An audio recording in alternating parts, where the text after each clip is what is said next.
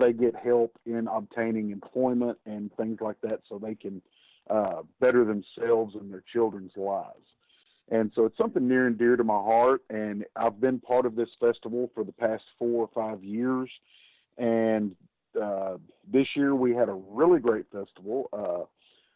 The lady that normally runs it, Miss Becca Sugart, she could not attend this year because she had taken a job in Florida and couldn't be here.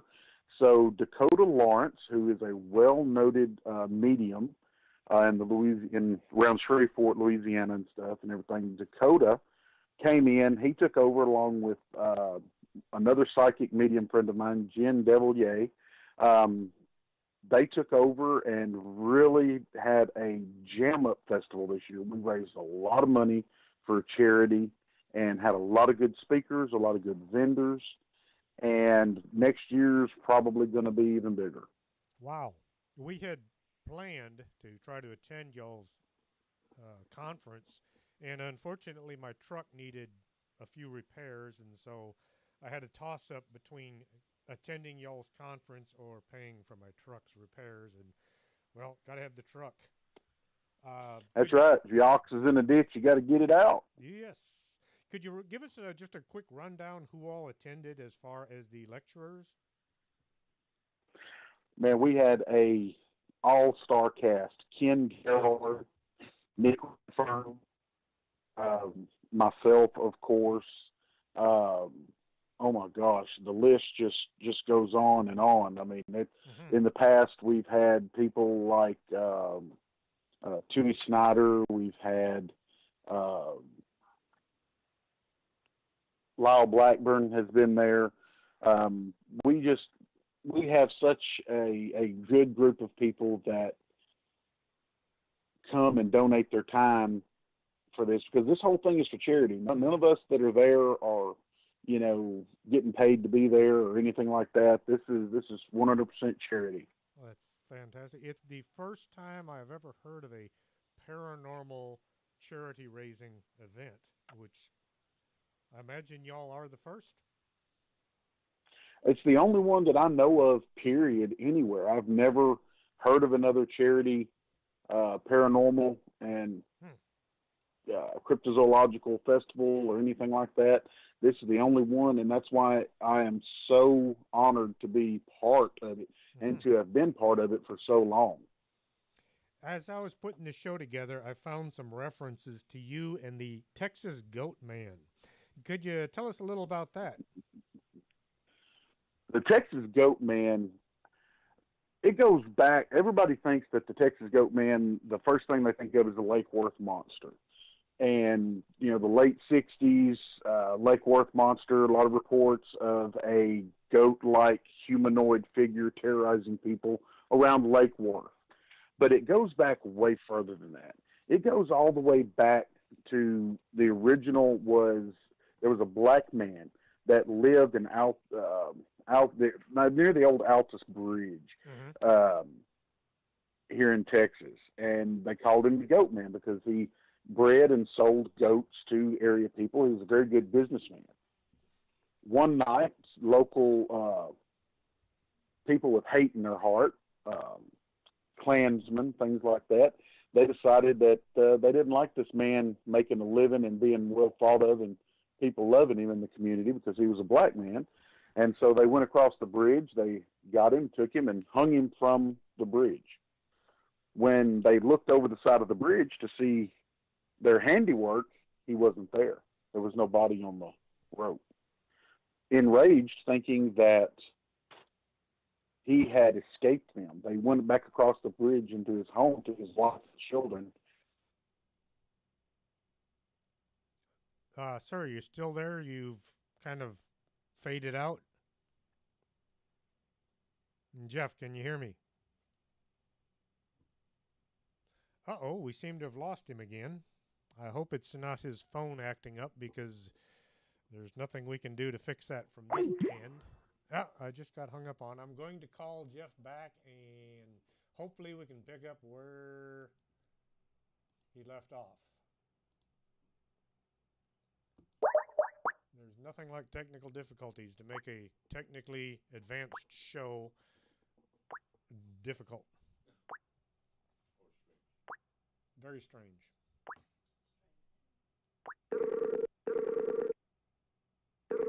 At least it's ringing.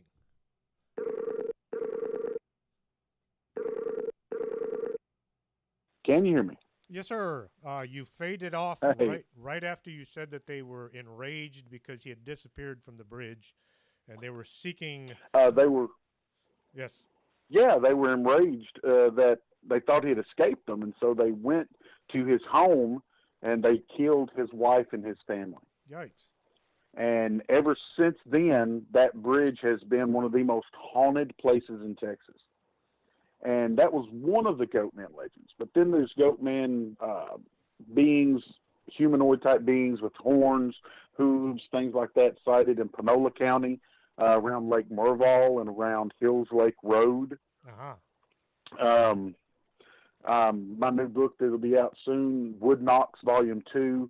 I have a chapter in that book all about the Texas Goatman legends, lore, sightings, and all of that. So it'll be hopefully out in just a few weeks. Mm. I was going to ask you about your book and see how it was coming. You mentioned you. We got cover art. The Mhm. cover art was released by the publishers. Leprechaun is the publishers that are putting this book out. David Weatherly is the one that's putting this book together, and I was just so honored to be allowed to be part of. And from what I understand, it's getting closer and closer every day to being released. They gave us the cover art, so once they do that, then you're not far from things being on shelves and on Amazon. Oh, that's good to hear. When you were talking at, I believe it was the Unity conference, you were talking about you'd received a report from was he a minister in your neighborhood? He's not in my neighborhood. He's in the county, Uh-huh. the adjacent county to where I live. And at the time, I was helping out a friend. He had a sporting goods store, and I was helping him get that started. And this gentleman had been coming in for a new number of days, and he knew that I was a cryptozoologist and studied the strange stuff. And one day when it was just he and I in the store alone, nobody else around, he said, "Man, I need to tell you something." And I said, "Yes, sir." "Well, what is that?" And he said, "Let me tell you what I've seen." And he told me the elaborate story. And he's like, "I can't tell anybody about this. They'll run me out of town. I'll lose my church. So please don't tell anybody I ever told you this." And I sat there and I listened to his tale, and when he sat there and said, he didn't know if he was looking at a demon or what he was looking at, and of course he being a member of the clergy, that would be an honest and easily gotten to assumption. You see something hairy with horns on two legs, it must be a demon. And he watched this thing until it left, and he was like, "I know nothing that it could have been. Do you?" And I'm like, "Well, yes and no." There's Goatman sightings, and started telling him about Goatman, and he's like, "How could that be possible?" And I said, "You saw it, I didn't. You tell me how it's possible." It does make you wonder what all's running around out there that people are seeing and not reporting. There's been more than one occasion where someone has seen something and then just kept it to themselves simply because they don't want the ridicule. Exactly. The ridicule is one reason a lot of people don't come forward. Mm-hmm. One of the theories that I'm working on with this is not that these creatures are actually goat men, quote unquote, with the, half man, half goat, because we all know that can't happen. But what if these Sasquatch creatures, like many other Native American tribes, wear things on their heads? A lot of your Native American tribes wore the skulls of the animals that they were hunting or that they had killed or whatever on their heads: wolves, bobcats, coyotes, different things, buffaloes. Mm-hmm. They wore their horns, they wore their muzzles, they wore their furs. What if Bigfoot, these creatures, are doing that exact same thing? That is a So, what possibility. if they have some sort of horned animal, like a deer, like a young spike buck, or something like that? Those little goatee-looking horns on their head. Hmm. That is a possibility. You were interviewed by KFAB out of Nebraska. Did they get a hold of you, or did you get a hold of them? They actually reached out to me. Uh, the Forgive me, I cannot remember the gentleman's name. It was his radio show right Hmm. offhand. He knew me through my work and through others, and he reached out to me and, hey, we're having the big festival thing up here, conference, Hmm. and we would really love for you to come on our show and talk about it. And I was only supposed to be on there for 12 minutes and ended up being on there for 2 full segments. Oh, So that's it was really great show, really nice people. that's fantastic. Could you just give Actually us? got Larry Yeah. Larry the Cable Guy actually called in whenever we were on a commercial break. And Dang. that was pretty interesting because I never knew that he was a Bigfoot fan. That's news to me. Not surprising though, considering he is kind of into things that a lot of people don't realize. I'm also surprised to see And that. he is a native Nebraskan. Yeah. He's not really from the South like Yes. everybody thinks he is. He's a native Nebraskan, so Hmm. it wasn't that uncommon that he might call in on the show. You never know who is listening when you're on the radio or doing something like that. Absolutely, and he had even told while we were off the air sitting there, they were just chit chatting. It was like a 3-way conversation between the host, he, and I, Hmm. and he was like, I don't want to be on the air with this, but I just wanted to let you know, that he's like, I've seen you on TV, and I was like, holy crap, Larry the Cable Guy watched me on TV. That was like that Hmm. was like bucket list item. Yes. I've seen you speak extensively about spiritual and paranormal links to cryptozoology. Could you give us a bit more on that? One of the theories that I work on is, why do people say that they see these Bigfoot creatures and things be able to appear and disappear and things like that? I attribute a lot of it to their natural abilities of woodsmanship, being able to use natural camouflage and terrain and shadows and things like that to blend and move and what have you. But there are certain cases that you just can't dismiss where you've got a credible witness and they sit there and, I was looking at this thing and it just disappeared while I was looking at it. I'm not someone that believes the trans-dimensional being type thing where they're traveling between dimensions and all of this stuff. I don't discount it, but I've seen no actual proof of it. Hmm. But at the same time, we've seen ghosts, we've seen apparitions of dogs, apparitions of cats, all kinds of deer and different animals all throughout history have been wrote about that were ghostly animals. And why would Sasquatch not be able to have ghostly apparitions? And if they are a relative of ours, say, some relic hominid or Native American tribe that has gone pretty much undiscovered or whatever, why wouldn't they be able to have an afterlife of some sort? And maybe what we're seeing is the manifestation of that spiritual entity. That, And so it's just something that I've mhm. worked on and continue to work on because it fascinates me. That would explain why it would suddenly just vanish without any clue that it was going away. But how about the fact that it leaves footprints? Far as I know, ghosts don't usually leave. Well, I take it back. That little kid on the Queen Mary leaves footprints on the floor around the pool. So yeah, I guess a Bigfoot ghost could possibly leave footprints. Well, but the thing is, it doesn't necessarily have to be the ghost leaving the footprints.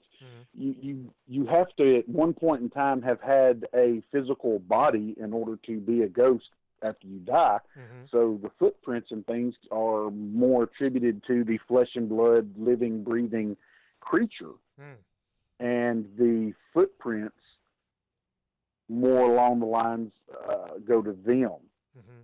And of course, there is all kinds of documented things and where tracks and things like that have just like go right up to a certain point and then disappear. Mm-hmm. Kind of like the Jersey Devil. Yeah, exactly. And that may go into more of a poltergeist type haunting where it has the physical power to manipulate objects and to leave physical evidence, scratches on walls, chairs flipped over, busted tables, cabinets open, that type of thing. Well, if they can do that, well, they could very well leave a footprint in the snow. Mm. Or kind of like that dog that was playing with those leaves in the cemetery. Yeah. I posted that video and I had several people that, wanted to get kind of snooty about it. And I'm like, look, I'm looking at this video and I do not see the leaves of the trees blowing. Mm-hmm. I do not see the leaves on the ground blowing. I don't see any evidence of wind swirling or whirling.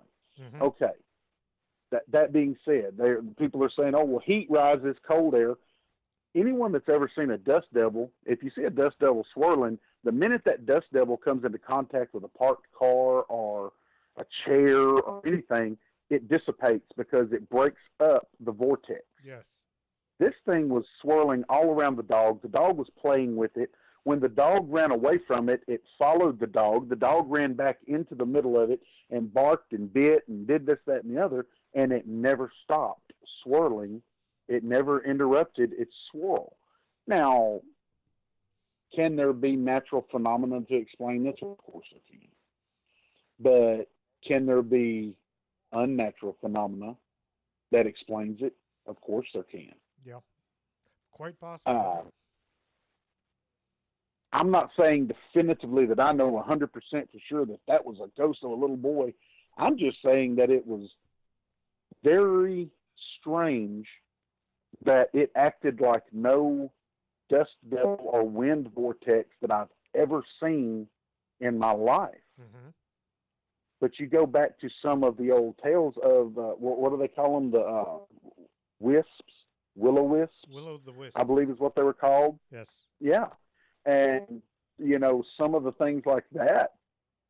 And they were acted in such a way. And it was just funny that the only place this thing was doing this was at that little boy's mm-hmm. grave, and it was playing with a dog. And like I said, you saw it follow the dog, you saw it interact with the dog. The dog ran away, it ran after or moved in a manner that was going after the dog. So I thought it was interesting, and it was well worth a look. And it's one of those that makes you scratch your head and say, that could be some real interesting stuff. Wish I had been there. Mm-hmm. For those of you listening that don't know what video we're talking about, you can find it on Facebook. Look for Jeff Crypto Hulk Stewart and just scroll down. You'll see the video of a dog playing in what can only be described as a very unusual cloud of leaves blowing around him. And if you go look, pay attention. Don't take my word for it. Look at the leaves on the trees in the background. Look at the limbs and see that they're not moving. Look at the other leaves on the ground 5 feet in front of the guy with the camera, 20 feet, 30 feet. Look at them everywhere except for inside the vortex that you can see spinning with leaves. Mm-hmm. There is no wind blowing. Now, I've heard you mention the possibility of the woods being haunted. Can you give us more on this idea?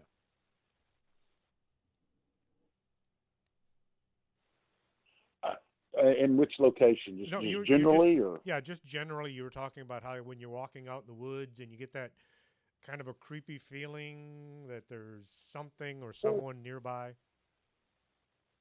Well, here's the thing. These woods are older than anything else in the world. The dirt is about the only other thing that could be older than the woods, you know.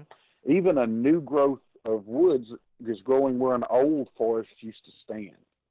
And people lived there. Beings lived there. They died there. Even though you may not see those graves, even though you may not be able to see it, but that energy was expelled right there. Something died. And that entity, that spirit, that whatever, who knows whether it moved on into the next life? Who knows whether it's trapped on Earth forever, or that energy just transferring from one thing to the next. A lot of times you're out in the woods, and when you're walking through the woods, you feel that feeling like the hair stands up on the back of your neck. Somebody's watching you. You turn around, you look, there's nobody there. I've been out in the woods, sit beside a tree, set, say, my binoculars or something down beside me in the leaves, lean back, watch around, everything, go to grab my binoculars, and my binoculars are not where I set them. They're 3, 4, 5 feet away from me, and I never heard them move. I didn't hit them and kick them. I didn't place them there, and they're heavy binoculars, so the wind and things like that didn't blow them. If the wind would have been blowing that hard, I wouldn't have been out there. But, you know, things like that have happened. Just a lot of strange occurrences happen in the woods, and, you know, people a lot of times experience these, and they scratch their head, and they're like, well, I must have done that absent-mindedly. And they didn't. In my opinion, they didn't do it absent-mindedly. They either communicating, trying to communicate, or just interacting in any way, shape, possible, because if you were a spirit and you've been out there in those woods for 200, 400, 600 years, anytime you get a chance to interact with anything might be a banner moment. Yes. Have you ever looked into the Ayubachu haunted forest in Romania? No, I have never. I have heard of it. I've read a little bit about it, but I have not even really given it a lot of thought, because I try to base most all of my research and all of my efforts local, within the state of Texas or Louisiana. Every once in a while, maybe something that goes on up, you know, maybe Arkansas or something like that. But most everything centers right here in the state of Texas or in Louisiana. Now, the reason I had brought it up is locals consider it to be extremely haunted. And when you hear about it, you picture this huge growth of trees, which in reality, the entire forest, the entire woods, is less than a square mile. And if you look at it from above, you'll see there's houses and there's farms and there's crops all over the place. And then there's this one spot where it's nothing but trees. And that just happens to be what the local inhabitants consider to be extremely haunted woods. Makes sense to me. You have a big event coming up in Tyler, Texas soon. You want to tell the listeners about that? Well, I have the Celtic Festival, the Tyler Celtic Festival, coming up on May. Excuse me a second. What date is that, dear? May the 20th. Had to ask my wife. She keeps me straight on dates. May the 20th, Tyler Celtic Festival. I will be there. It is an event put on by my good friend, Mr. George Jones. It is going to be filled with entertainers, Celtic entertainers, bagpipes, man, you name it, games, Highland games. And I will be there discussing all the beasts and lore from the Celtic Isles. I should have known with the last name Stewart that your ancestors would have been from Scotland. I am half Scottish and half Native American. I'm Scott and Cherokee and Comanche. Zoiks. Don't you also have... And I have direct lineage. I have direct lineage to Robert the Bruce, who was King of Scotland. Absolutely.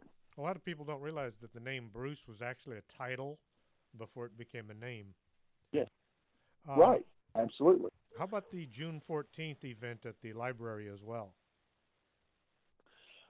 June 14th, I will be at the Tyler Public Library. I love Tyler, Texas. Tyler, Texas has, um, wow, they have been some of my biggest supporters and fans.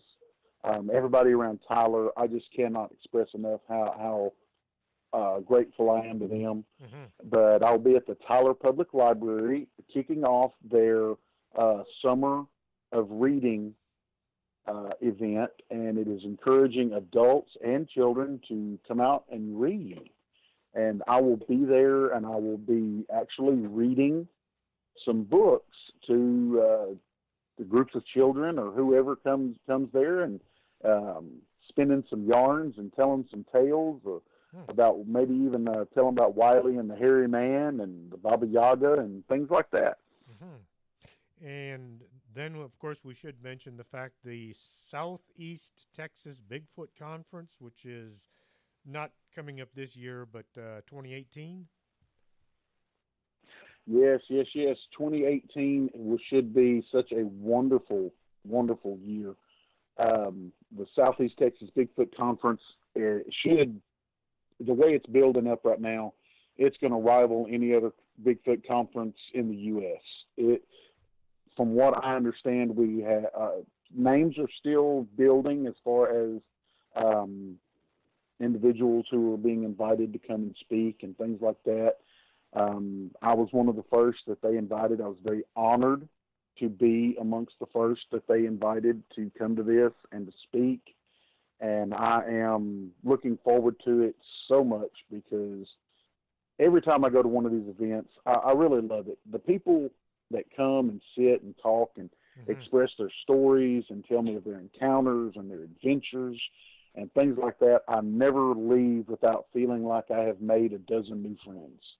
The conference will be at the Walker County Fairgrounds in Huntsville, Texas, April 21st, 2018. So mark it on your calendars so you can attend. Absolutely. And it is going to be a huge and great event. Have you had any new sightings in and around your ranch?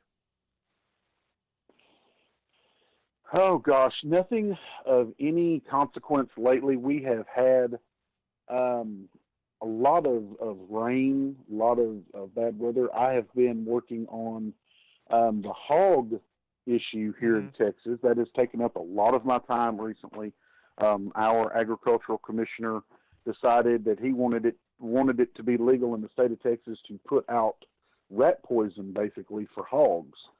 And myself, along with a lot of other like-minded conservationists, hunters, and it was one of the weirdest things you'd ever seen because actual us hunters and conservationists came together with groups, animal rights groups, normally that we are at odds with. We Mm-hmm. threw our differences aside. We came together and we battled the the event of being able to put out rat poison in big bait piles on their property in order to kill hogs, Mm-hmm. but it was also going to kill every other animal in Texas Yes. that ate the bait, ate the hog that died from the poison, or ate any of a number of animals that would come in and eat off of this. So we band together and we basically got it shot down. So yay for us. Fantastic. A lot of people, city dwellers, I guess you could call them, or people that just don't know, they get this impression that oh, there's a hog problem. Put out hog food with poison in it. Just the hogs will eat it, and that'll take care of the problem. Politicians have this tremendous way of grabbing at the simplest solution, whether it's intelligent or not, and then they run with it. And unfortunately, we wind up paying for their misadventures. Absolutely. You know, a lot of times we don't think, we put out poison. Mm-hmm. Even if you put out poison at your house, you have a mouse problem and you put out poison. Well, you don't think that mouse eats some of that poison, he doesn't die immediately. It may take several days for him to die.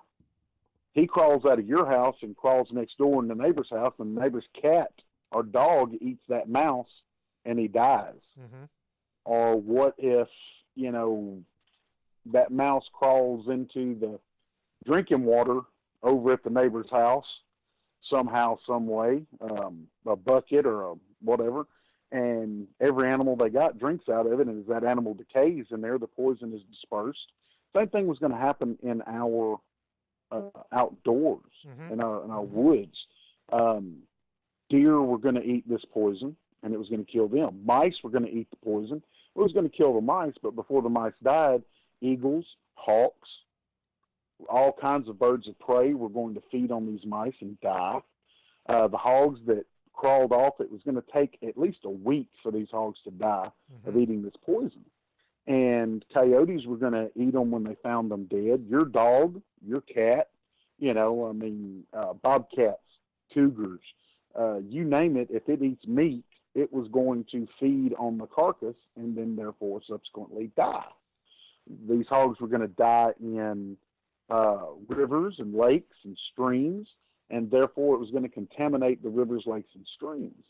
Fish were going to feed off the carcasses and things, and therefore fish don't actually die from the poison, but it's stored in their flesh, and if you catch the fish mm-hmm. and you eat the fish, well, it's not poison necessarily to you because it was a anticoagulant that's used for a lot of heart patients called warfarin, but in excess amounts, it's deadly to anybody.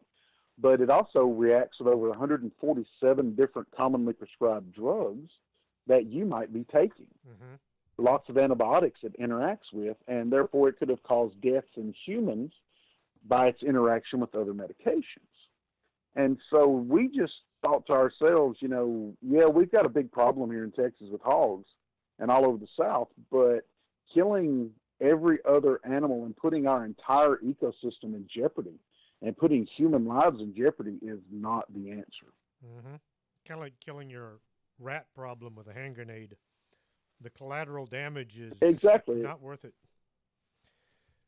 Well, it's like I told when I was having a conversation with our agricultural commissioner, and he had been calling me a few names, and I said, well, sir, I said, would you burn your house down because you saw a cockroach? Mm-hmm. What do you mean? I said, that's what you're wanting to do. What you are wanting to do is, in essence, the equivalent of you see a cockroach in your house, therefore you pour 5 gallons of gas in the kitchen and light a match. Mm. Have you heard or has anyone mentioned to you any activity in the surrounding area that you could talk about? Some story that was passed on to you that you're at liberty to discuss? Right now, I've got about 4 different possible encounters that I'm investigating. Most of them I feel are going to not turn out to be anything of consequence. I feel like it's either human pranking or it's going to be a known animal that's doing these things. And until I investigate them and get them sorted out, I really can't say too much about them because I don't want to kind of let the cat out of the bag just yet. Not a bad idea. What does your family think about the things you do as a hobby? Well, my family, my wife in particular, is one of my biggest supporters. My wife, she's not even 100% sure she believes in Bigfoot or any of these things, but she knows that I do, and she believes that I've seen what I've seen, and therefore she supports me 100%. And I love that. And my parents, I have their full support and love, my daughter, my son, and, beyond that, the naysayers and the people that want to make fun of me, I don't care. I honestly don't. They don't matter to me.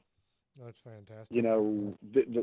the people, I've got a lot of people that are, oh man, you're just lying. Well, you know, the deal is, why would I take the ridicule and go on national television and all that and get made fun of and whatever? And I mean, to be honest with you, I've been doing this for over 20 years, and I haven't made enough money to buy a used truck Mm-hmm. from this endeavor. So why would I continue to do it if it was just a, Yes. lie or a flash in the pan type thing? And so, like I said, I have the full support of my family members and my friends that are um, true friends and close enough to me to be true friends, and everybody else doesn't matter. That's a fantastic way of looking at it.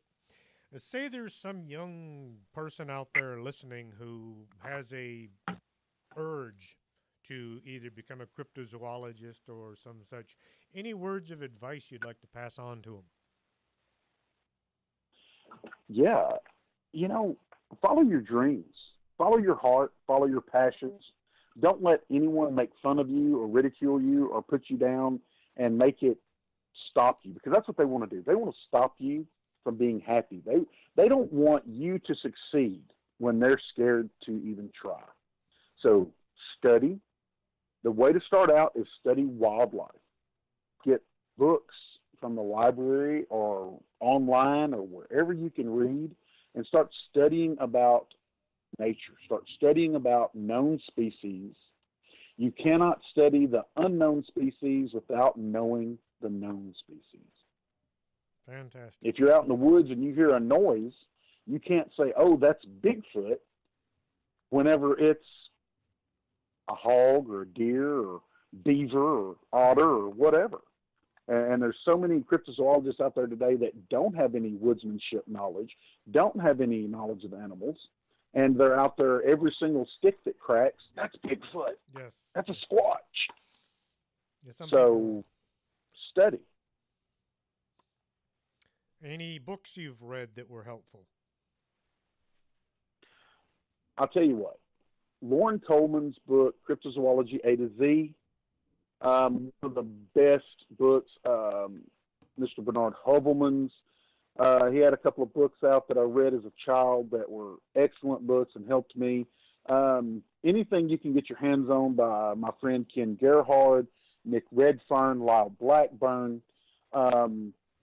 Read all of these books. Get a hold of their books. Read them, because everything you read, you don't necessarily have to imitate them. You don't have to take everything to heart, but it's all knowledge.